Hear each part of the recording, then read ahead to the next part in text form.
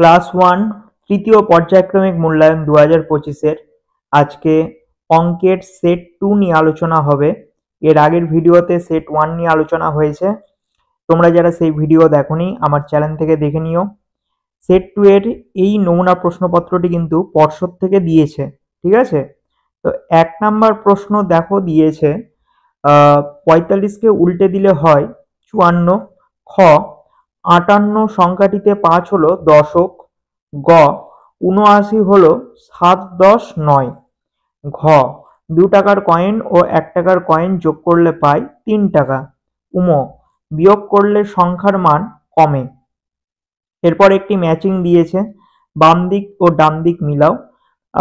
12 হবে 7 যোগ 5, 20 হবে 12 যোগ 8, 31 হবে 15 যোগ 16, 19 হবে 15 যোগ 4। এরপর নিচের কোন সংখ্যাটিকে উল্টে দিলে একই থাকে? অবশ্যই এখান থেকে 77 হবে, খ দাগের 22, গ দাগের 33 এবং ঘ দাগের 44 হবে। এরপর ঠিক মতন লেস দ্যান গ্রেটার দ্যান ব্যবহার করতে বলেছে। ক হবে 12 লেস দ্যান 26, খ 49 গ্রেটার দ্যান 39, গ নাম্বার 94 লেস দ্যান 100, ঘ 87 গ্রেটার দ্যান 69। এরপর শূন্যস্থান পূরণ করো। 5-এর ক 70 থেকে 1 কমলে হয় 69। খ 1 জোড়া সমান সমান 2টি। গ 48-এর আগের সংখ্যাটি হলো 47।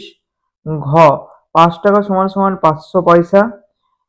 উম নাম্বার 17 সংখ্যাটির দশকের ঘরে 1 বাড়ালে হয় 27। এরপর উল্টো দিকে লেখো দিয়েছে 90, 89, 88, 87, 86, 85, 84, 83, 82 এবং 81। আগের, পরের ও মাঝের সংখ্যা লিখতে হবে 82, 83, তারপর 38, 39, 40, 27, 28, এরপরে 88, 89, 90। সবচেয়ে বড় সংখ্যায় গোল দাগ বসাও। ক নাম্বার হবে 25, খ হবে 19, ক নাম্বার হবে সবচেয়ে ছোট সংখ্যায় গোল দাগ বসাও। এটা একটা বড় সংখ্যা ছিল, এটা ছোট সংখ্যা। ক নাম্বার হবে 10, খ নাম্বার হবে 9। এরপর ছকটি পূরণ করো দিয়েছে, উল্টে দিলে কি হবে লেখো, আর বাড়ে না কমে সেটা লিখতে হবে। তো ছকটা তোমরা দেখে নাও, খুব সহজ রয়েছে। এরপর কিছু প্রশ্নের অঙ্ক দিয়েছে। ক নাম্বার হীরার কাছে 5টি গুলি আছে, তার ভাই তাকে আরো 4টি গুলি দিল। এখন হীরার কাছে মোট কয়টি গুলি হলো? অবশ্যই 9টি গুলি যোগ করতে হবে। খ দাগের প্রশ্ন, টগর গাছে 9টা ফুল ফুটেছিল, দুটো ফুল পড়ে গেল, গাছে আর কটা ফুল রইল? তাহলে 9 আর 7 বিয়োগ করতে হবে, অর্থাৎ 7 হবে উত্তর। গাছে 7টি ফুল রইল। গ নাম্বার রহিম চাচা আলু বিক্রি করেছেন। আফরিন 30 টাকায় 2 কেজি আলু কিনলো। সে একটা 50 টাকার নোট দিল। রহিম চাচা তাকে কত টাকার নোট ফেরত দিল? তাহলে 50 আর 30 বিয়োগ করতে হবে, অর্থাৎ 20 হবে। 20 টাকার নোট সে ফেরত দিল রহিম চাচা। নেক্সট ঘ নাম্বার 3টি গাছে 6টা করে কাঁঠাল হয়েছে, 3টা গাছ মিলে মোট কটা কাঁঠাল হয়েছে?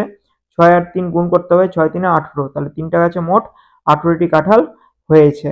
তো এই ছিল তোমাদের সেট 2 এর আলোচনা। ভিডিওটি যদি ভালো লেগে থাকে অবশ্যই একটা লাইক করবে। চ্যানেলে যদি নতুন হও চ্যানেলটিকে সাবস্ক্রাইব করো, পাশের বেল আইকনে ক্লিক করো। আর এই প্রশ্নগুলো পাওয়ার জন্য আমার ফেসবুক পেজ ফলো করতে পারো, সেখানে ছবি আপলোড করে দিয়েছি, তোমরা সেটা সেভ করে নিয়ে প্রিন্ট করে প্র্যাকটিস করতে পারো।